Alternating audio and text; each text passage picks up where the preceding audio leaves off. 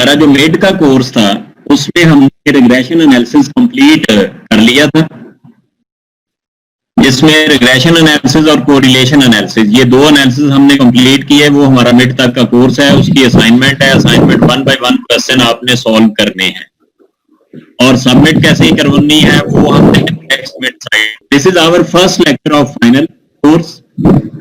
Final course में हमने design of experiment और एक्सपेरिमेंटल डिजाइंस आपके फाइनल सिलेबस में इंक्लूड है।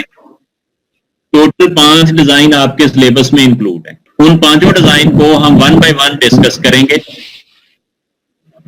इन 5 डिजाइन में से 3 डिजाइन सिंगल फैक्टर हैं और 2 डिजाइन जो हैं वो मल्टी फैक्टर।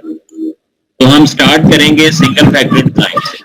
सबसे पहले मैं टर्मिनोलॉजी जो फाइनल के कोर्स में यूज होनी है वो मैं डिस्कस कर रहा हूँ। इंग्लिश में सारा लिखा हुआ है, मैं उर्दू में एक्सप्लेन करने की कोशिश कर रहा हूँ ताकि लोगों को ये स्टूडेंट्स इसको अंडरस्टैंड कर जाएं। What is an experiment? किसी भी साइंटिस्ट को ये बताने की जरूरत नहीं है कि एक्सपेरिमेंट क्या है। He know very well. Treatment is a procedure whose effect on the experimental material is to be tested or measured.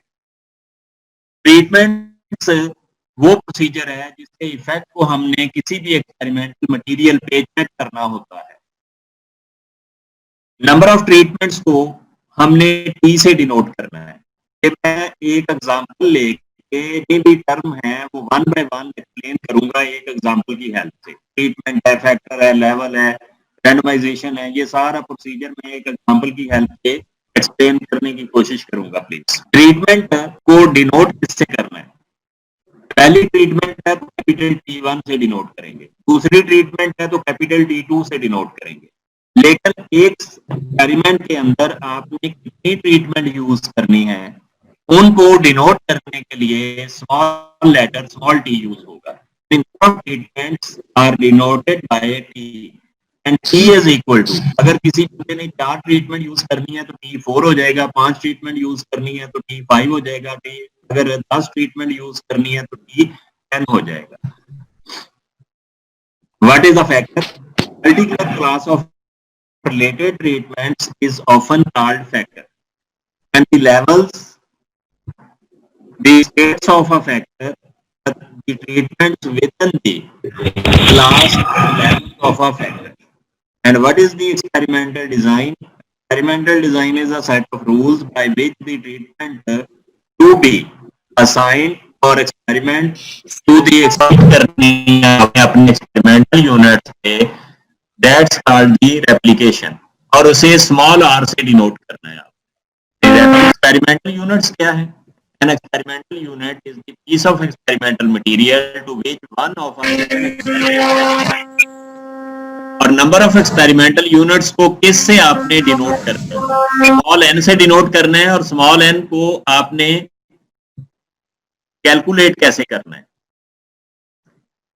आपके पास ट्रीटमेंट अगर 5 है, एप्लीकेशन 4 है, तो R multiplied by T, R4 T5, 4 into 5 which is equal to 20। इस example की help से मैं explain करने की कोशिश करता हूं। Suppose we want to test the effects of teaching techniques or teaching methodologies on the student performance। अब स्टूडेंट परफॉर्मेंस को मेजर करने के जो मेथड हैं वो मार्क्स भी हो सकते हैं, ग्रेड हो सकता है या सीजीपीए हो सकती है। इस कोर्स के अंदर आपके जो मेजर करने का मेथड है वो या तो मार्क्स होंगे या सीजीपीए होंगे, क्योंकि क्वालिटेटिव वेरिएबल आपका क्वांटिटेटिव होना चाहिए। आपका जो रिस्पांस वेरिएबल है वो क्वांटिटेटिव होना चाहिए। Student performance carriers by using the marks और CGPA। For this purpose, we use 4 teaching techniques like whiteboard method, multimedia, WhatsApp, Zoom, where T1 and T2, these are face-to-face classes। इसमें whiteboard के through भी teaching की जा सकती है, multimedia के through भी कर सकते हैं। फेस टू फेस है, आप क्लासरूम में बैठे हैं, टीचर whiteboard यूज कर रहा है या मल्टीमीडिया यूज कर रहा है, ये 2 techniques face to face conversation है।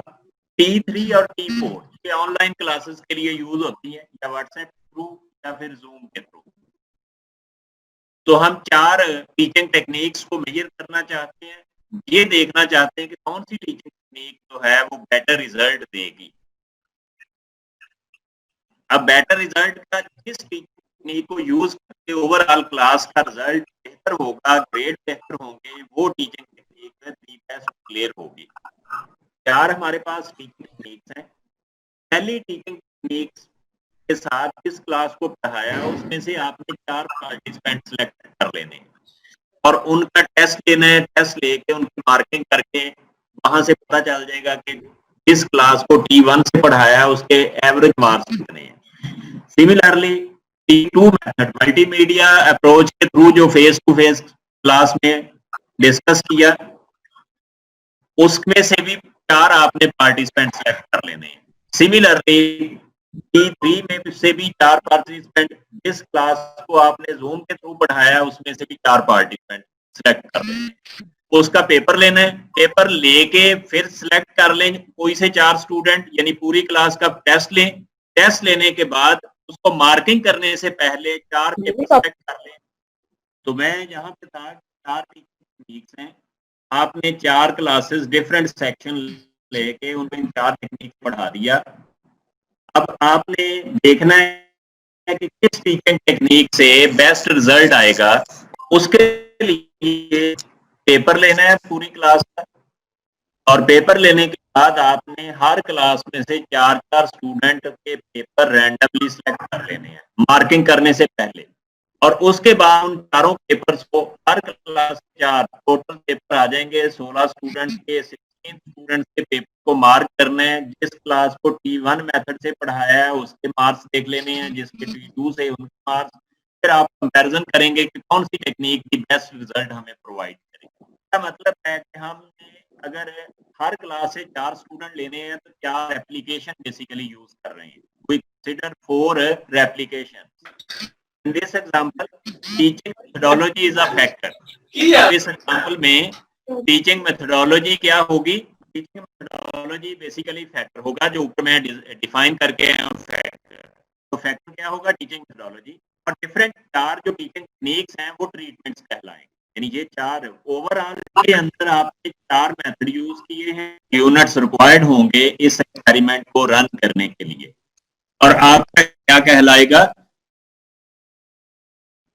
Experimental unit. और टोटल ट्रीटमेंट और कितने स्टूडेंट पे उसको अप्लाई करना है मल्टीप्लाई करके आपके टोटल पार्टिसिपेंट निकल आएंगे, या टोटल एक्सपेरिमेंटल यूनिट। दूसरी एग्जांपल में आप रिकवरी टाइम या रिकवरी रेट देखना चाहते हैं किसी भी मेडिसिन का। जब आप रिकवरी रेट और रिकवरी टाइम देखना चाह रहे हैं तो उसके लिए आपको मेडिसिन के डिफरेंट डोज लेवल के ट्रीटमेंट कहलाएंगी और डिफरेंट पेशेंट्स पे उसको अप्लाई करना है। एक पहला जो लेवल है 25 mg का, उसके लिए 6 पेशेंट चाहिए, दूसरे में भी 6, तीसरे में भी, चौथे में भी, 5वें, और 5 ट्रीटमेंट के अंदर 6। तो इसका मतलब 30 आपके पेशेंट रिक्वायर्ड होंगे। ये आपके टोटल एक्सपेरिमेंटल यूनिट, और each patient is called an experimental unit. यहाँ तक मेरी डिस्कशन मैं शेयर जो है वो स्टॉप कर रहा हूँ। अगले क्लास में जहाँ से हम स्टार्ट करेंगे, there are 2 types of the experimental designs, उनको 1 बाय 1 हम डिस्कस करेंगे। अनम्यूट करके जिस बंदे ने कोई क्वेश्चन पूछना है वो अपने माइक को अनम्यूट करे और मेरे साथ डिस्कस कर ले। Single factor design also called the basic design. 2 or more factor design which is called, 2 तरह के डिजाइन हम डिस्कस करेंगे, सिंगल फैक्टर डिजाइन और मोर फैक्टर डिजाइन। जैसे मेडिसिन का इफेक्ट अगर देखना है, बाजू का डॉक्टर जो है पहले इंजेक्शन लगाए फिर मेडिसिन देता है, तो ये 2 फैक्टर को स्टडी कर रहा है वो बेसिकली।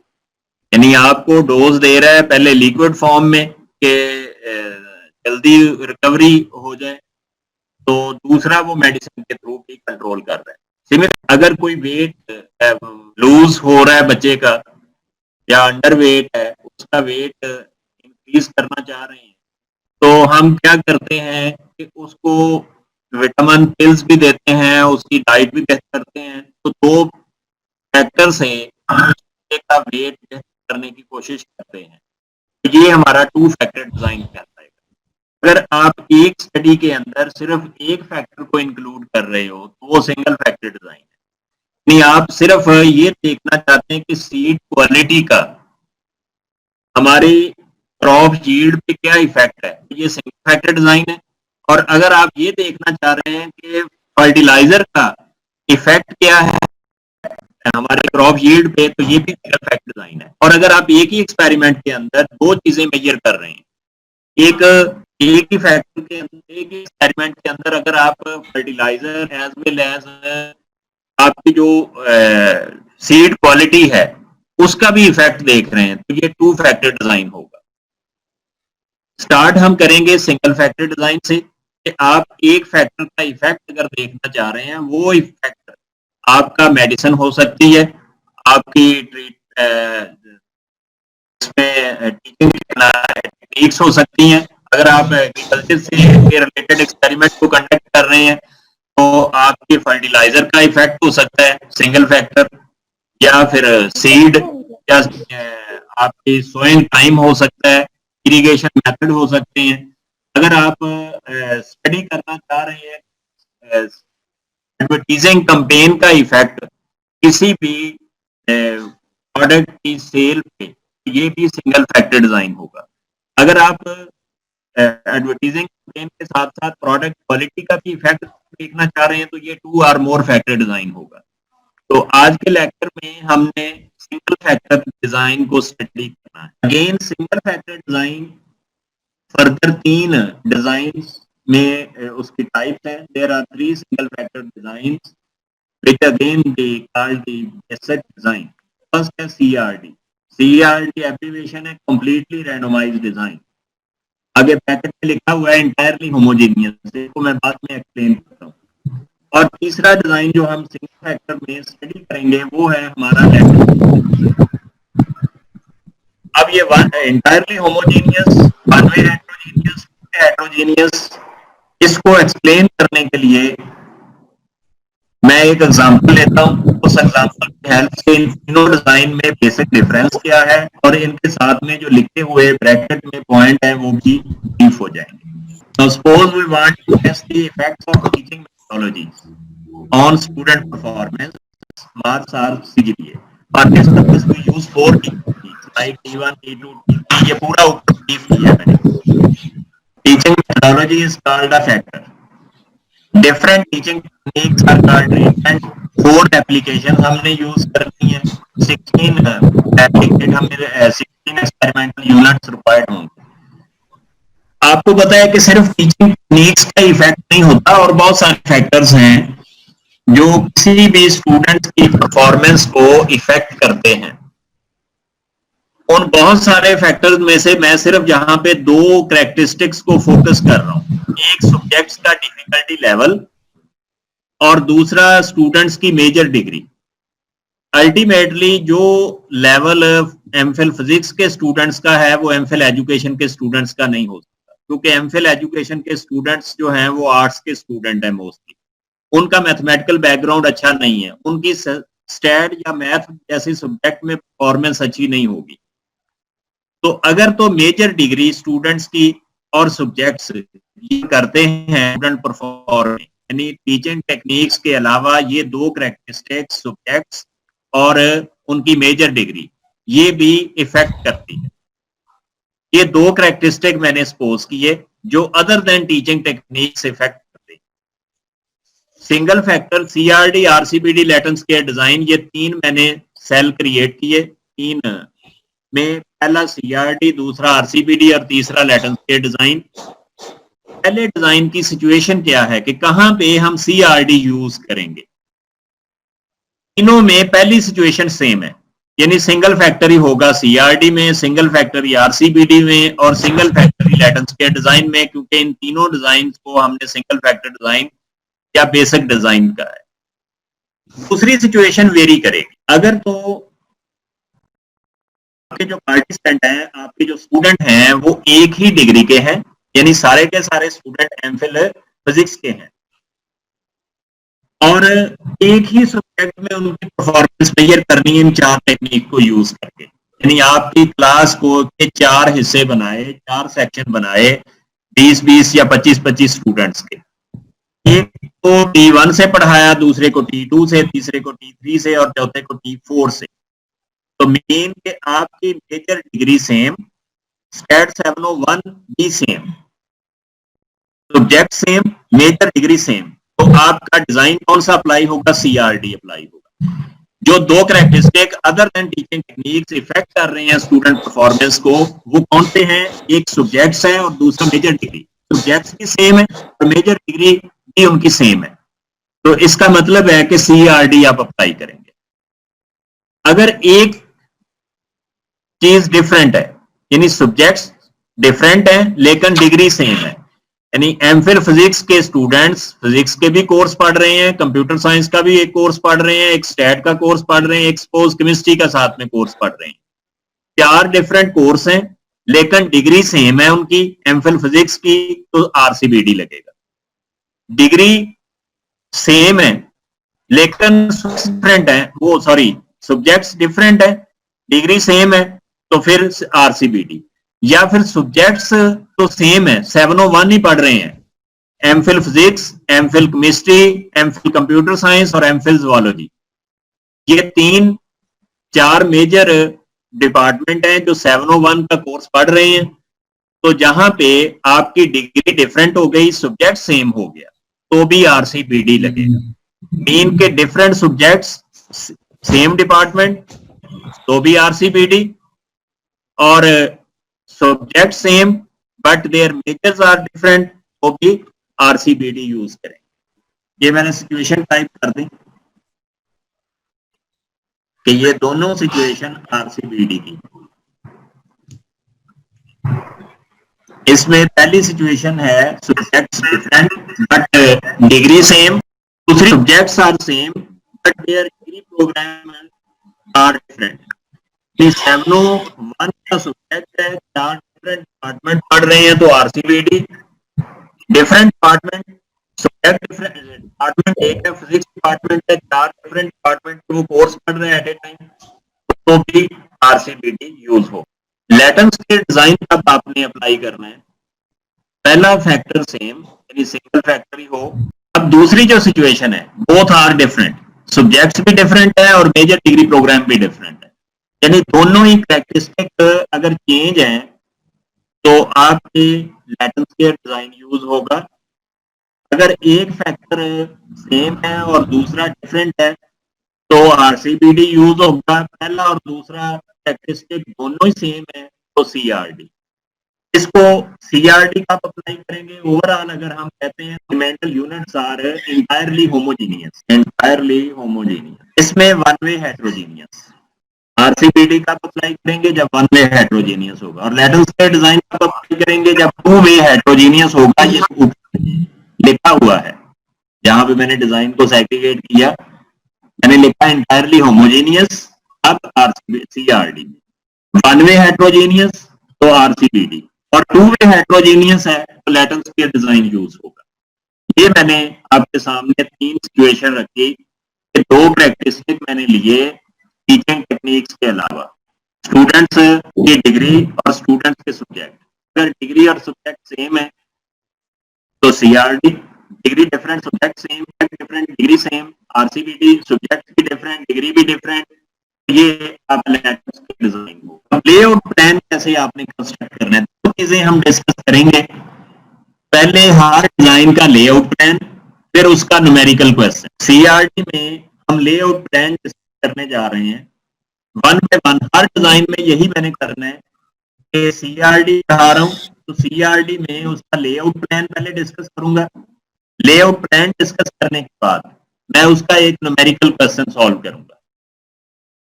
RCBD जब स्टार्ट करेंगे तो RCBD में भी यही हमारा मेथोडोलॉजी होगी कि पहले उसका लेआउट प्लान डिस्कस करेंगे और फिर उसको एनालाइज करेंगे। जस्ट लाइक इस तरह समझ लें, जब आपने कोई भी डिश तैयार करनी है, पुलाव बनाना है, तो उसमें क्या क्या चीजें उसके लिए रिक्वायर्ड हैं और कितनी कितनी रिक्वायर्ड है, ये बेसिकली लेआउट प्लान आप बना रहे हैं।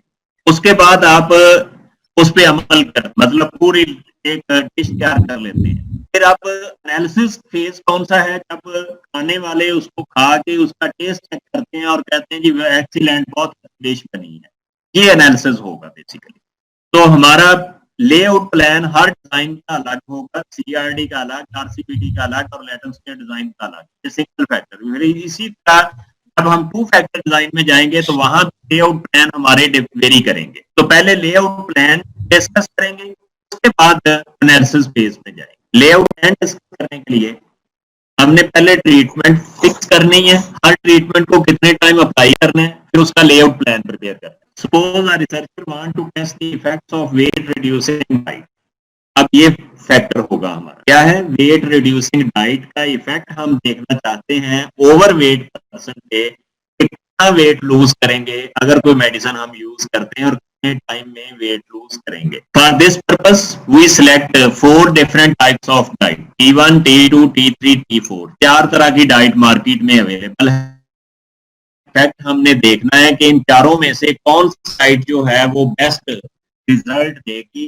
बेस्ट रिजल्ट वो देगी डाइट जिसका मिनिमम जो है वो वेट रिड्यूसिंग टाइम होगा। वेट रिड्यूसिंग टाइम अगर नहीं स्टडी कर रहे हैं हम, weight reduce in term of KG use कर रहे हैं, तो जिस मेडिसिन ने मैक्सिमम वेट रिड्यूस किया उसको आपने दी बेस्ट डाइट कहेंगे। Further we decide he decided to repeat each treatment 4 times, जिसको हमने replication कहना है। To run this experiment we required n is equal to tr, t है 4 और r है 4, तो 4 into 4 16 overweight persons। हमें क्या कितने रिक्वायर्ड होंगे, 16 overweight person रिक्वायर्ड होंगे जिनको हमने अपने experimental units for random allocation of the treatment to the experimental units we can use 2 procedure, lottery method and random number table method. 2 method use हो सकते हैं, एक लॉटरी मेथड और एक random number table method. Random number table method थोड़ा सा complicated है, इसलिए उसको मैं यहाँ पे डिस्कस नहीं कर रहा। लॉटरी मेथड सो सिंपल, उसको मैं यहाँ पे एक्सप्लेन करने की कोशिश करूंगा। ये घरों में मोहल्लों में अक्सर बीबियां कमेटियां डालती हैं, तो वो पर्चियां बनाती हैं और पर्चियों पे नाम लिखते हैं, उनको फोल्ड करते हैं, फिर पर्ची उठाते हैं, जिसका नाम लिखा होता है उस पे पर्ची पे उसको पहली कमेटी, जिसकी दूसरी पर्ची निकलती है उसकी दूसरी कमेटी, जिसकी तीसरे नंबर पे पर्ची निकलेगी उसकी तीसरी कमेटी। तो ये लॉटरी मेथड कहलाता है बेसिकली। तो हम इस मेथड को यूज करेंगे। So simple method. ये जो लेट एडमिट हो रहे हैं मुझे वो उनको अलाउ करना होता है, इसलिए दरम्यान में पास आ जाता है। We prepare 16 स्लिप पेपर, मैं लॉटरी मेथड यूज करने जा रहा हूं। 16 स्लिप पेपर आपने प्रिपेयर करनी है, 4 for each treatment. Her treatment के लिए 4 आपने स्लिप पेपर बनानी है। क्यों 4 बनानी है, क्योंकि हर ट्रीटमेंट को आप 4 पेशेंट्स पे अप्लाई कर रहे हैं। जितनी एप्लीकेशन होंगी एक ट्रीटमेंट के लिए उतनी स्लिप पेपर आपने बना लेनी। मेन के 4 स्लिप पेपर पे आपने T1 लिख लेना है और स्लिप पेपर सेम साइज की होनी चाहिए और सेम कलर का होना चाहिए, क्योंकि अगर कलर और साइज चेंज है तो आप आइडिया लगा सकते हैं, गेस कर सकते हैं इस स्लिप पेपर पे क्या लिखा है। यानी स्लिप पेपर होमोजीनियस होनी चाहिए। और 4 स्लिप पेपर बनाएंगे T1 के लिए, 4 slip paper for T2, 4 slip paper for T3 और 4 slip paper for T4। T1 आपने 4 स्लिप पेपर पे लिख लेना है, T2 आपने 4 पे, T3 भी और T4 भी। उनको फोल्ड करना है और मिक्स करना है प्रॉपर्ली, और उसके बाद 1 पे 1 वो स्लिप पेपर सेलेक्ट करते जाना है। पहली स्लिप पेपर उठाई उसको ओपन करना है आपने। तो ये स्लिप पेपर ओपन करने से पहले आपने काम क्या करना है, पेपर पे जितने आपके एक्सपेरिमेंटल यूनिट्स हैं 16 एक्सपेरिमेंट यूनिट्स हैं, तो 16 4 पे 4 का आप एक टेबल इंसर्ट कर लेंगे, 4 पे 4 का एक टेबल बना लेंगे। 1 2 3 4 5 6 7 एंड अप टू 16, ये जो आखिरी पेशेंट है 16, ये आपने नंबरिंग लिख लेनी है। पहला पेशेंट है, दूसरा है, तीसरा, चौथा, पांचवा, छठा और 16। अब आपने जो 16 स्लिप पेपर फोल्ड करके रखी हुई है उसमें से पहली स्लिप पेपर उठानी, उस पर लिखा हुआ है T1। आपने पहले एक्सपेरिमेंटल यूनिट को T1 अप्लाई कर दें। सेकंड स्लिप पेपर उठाई, उस पर लिखा हुआ है T4, तो आपने T4 दूसरे एक्सपेरिमेंटल यूनिट को अप्लाई कर दें। इसी तरह जब तीसरी स्लिप पेपर उठाई तो उसमें लिखा हुआ था T3, तो आपने T3 अप्लाई कर दिया। जब फिफ्थ स्लिप पेपर उठाई उसमें लिखा हुआ था T1, तो आपने इसको T1, तो यूं करके जब 16 स्लिप पेपर आखिरी स्लिप पेपर उठाया तो उसको ओपन किया तो उसमें लिखा हुआ था T4, तो ये T4 इधर आप असाइन कर दें। ना तो T1 4 से ज्यादा टाइम आएगा, ना T4 से एक्सीड करेगा, ना T3 4 से एक्सीड करेगा, और ना T2 4 से एक्सीड करेगा। हर ट्रीटमेंट 4 टाइम अपीयर होगी इस टेबल के अंदर।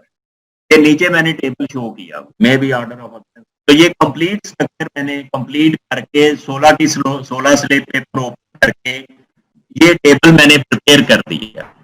यहाँ तक अगर आपको क्वेश्चन आता है कि prepare the layout plan for CRD with 5 replication and 5 treatment, तो आपने जहां तक क्वेश्चन एनालिसिस का अगर मैंने क्वेश्चन देना है तो उस वो पैटर्न आगे एग्जाम्पल में एक्सप्लेन हो जाएगा। जहां तक अगर कोई प्रॉब्लम हुई तो वो मैं अनम्यूट करूं, अलाउ करूं एंड पे जाके, तो वो आप क्वेश्चन कर सकते हैं। अब आपने रिस्पांस रेट लेना है। रिस्पांस रेट ये टेबल कैसे बनाना है? आपने क्या किया, पहले पेशेंट को कॉल किया जो भी आपके पास मेडिसिन लेने आया, पेशेंट जो आपने एडमिट किया है, आपने उसका वेट किया, उसका वेट था 100 kg, उसको मेडिसिन दे दी और उसे कहा कि जनाब 1 माह बाद आपने ये मेडिसिन, 1 माह की मेडिसिन है, 1 माह बाद आपने मेडिसिन जब खत्म हो जाएगी तो आपने तशरीफ लानी है क्लिनिक में। 1 माह बाद वो आपके पास आया, उसका फिर वेट किया, वेट था 86 kg, तो आपने 100 kg में से 86 kg माइनस करके ये यहाँ पे रिस्पॉन्स टाइम अपना 4 लिख। सिमिलरली सेकंड पेशेंट जब आपके पास आ जाएगा 1 महीने बाद, उसका वेट आपने पहले नोट किया होगा 102 kg था, जब वो वापस आया तो 94 kg उसका वेट था, तो 8 kg वो अपना वेट लूज करके आया। इस तरह करके ये टेबल आपका क्रिएट हो जाएगा। लेकिन चैनल लेआउट प्लान में क्वेश्चन आपने एंड जहां पे कर देना है, जहां पे एंड हो जाएगा आपका क्वेश्चन चैनल लेआउट। आगे ये वाला जो है, ये रिस्पांस कैसे लेना है वो मैंने ब्रीफ करने की कोशिश की है कि how to take the response, how to take the response rate. ये मैंने ब्रीफ किया 2 पेशेंट से कि जब मेडिसिन दी उस वक्त वेट कर लेना है, और वापस मेडिसिन खाने के बाद जब पेशेंट आया उस वक्त उसका वेट कर लेना है। डिफरेंस लेके ये रिस्पांस रेट आपने लिखा। यहाँ तक हमारा जनरल लेआउट प्लान कंप्लीट हुआ। This is the numerical example. उसी स्ट्रक्चर को मैंने नीचे पेस्ट किया उठा के। The following data represent the weight lose in kg by 4 different brands of medicine administrated to 16 subject experiencing overweight. यानी जिन पर्सन का 16% ओवरवेटेड थे उनको ये ट्रीटमेंट अप्लाई की, उनको मेडिसिन दी गई, और मेडिसिन का जो भी टाइम था 1 मंथ की थी या 2 मंथ की थी, आपने वो मेडिसिन दी और रिकवरी टाइम नोट करके आपके पास डाटा आ गया। अब अगला क्वेश्चन है कि how to analyse the data. तो इसके लिए पहला स्टेप है test the hypothesis that the mean weight reduction is the same for all 4 brands. Second, calculate coefficient of variation, find treatment means, apply the post of test for pairwise comparison. ये 4 theory आपके develop करके दी। One by one इसको हम response करेंगे। Solution में जाने step 1, मैंने जब रिग्रेशन एनालिसिस कराया था उसमें भी स्टेप 1 था एच चार्ट और H1 बनाना। आपने H chart all treatment means are same, H1 treatment means are different. Step 2 में लेवल ऑफ सिग्निफिकेंस आपने लिखना है। 5% हम रिग्रेशन मिड कोर्स में लिया था, 5% ही इधर सपोज कर रहे हैं। स्टेप 3 एफ टेस्ट हम यूज करेंगे। सीआरडी, आरसीबीडी, लैटन स्क्वायर, पांचों डिजाइन में एक ही टेस्ट यूज होगा, वो है एफ टेस्ट। इसलिए सीआरडी को अच्छे से समझ लेंगे तो आरसीबीडी और लैटन स्क्वायर डिजाइन में कोई प्रॉब्लम नहीं आएगी। F test 4 step calculation. Calculation करने के लिए जो पहला आप काम करना है, एक टेबल क्रिएट करना है, सिस्टमैटिक टेबल।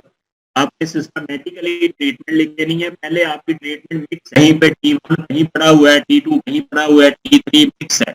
आपने इसको सिस्टमैटिक पैटर्न से लिख लेना है।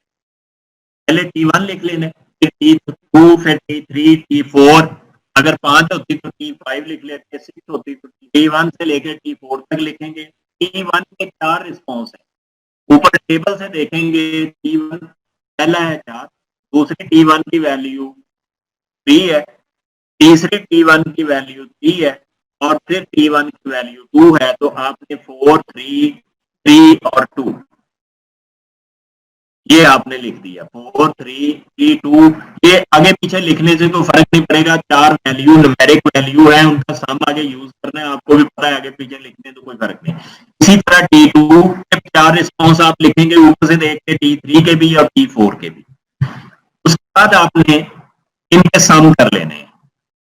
T1 का सम किया तो 4 + 3 7, 7 + 2 9, 9 + 3 12। उसके बाद T2 का भी, T3 और T4 ये 30, 10 और 44, इन तीनों वैल्यूज को जब आपने सम अप किया तो 96 आपके पास ग्रैंड टोटल आ गया। तो ग्रैंड टोटल भी आपने कैलकुलेट करना है। वो कैसे करना है, पहले इंडिविजुअल टोटल, उसके बाद उन इंडिविजुअल टोटल का फिर टोटल कर लेंगे, वो ग्रैंड टोटल आ जाएगा। अब ये ट्रीटमेंट मीन की एक तीसरा पार्ट मैंने दिया हुआ था, फाइंड ट्रीटमेंट मीन। तो जहां टेबल में मैंने उसको कैलकुलेट कर दिया, 12 को, ये 12 कैसे आया, 4 वैल्यू को जमा करके। तो 12 को 4 पे डिवाइड करेंगे 3, 30 को 4 पे 7.5 और 10 को 4 पे 2.5 और सिमिलरली T4 में 44 डिवाइडेड बाय 4 तो 11 और 96 को 16 पे डिवाइड कर देंगे तो ये 6 आ गया, ये ग्रैंड मीन आ जाएगा। ये क्या आ जाएगा आपके पास, ग्रैंड मीन। तो ग्रैंड मीन 6 कैसे आएगा, 96 ओवर है, कितने एक्सपेरिमेंटल यूनिट्स हैं, सबको आपने करना है। ये जहां तक मैंने एक्सप्लेन किया, 2 मिनट रह गए टर्मिनेट होने में। अब जो तीसरी क्लास मैं कंडक्ट करूंगा वो आज नहीं करूंगा, ठीक है। मैं आपको फोन पे बता दूंगा कि ये तीसरी क्लास जो है वो कल करनी है या परसों करनी है, ठीक है।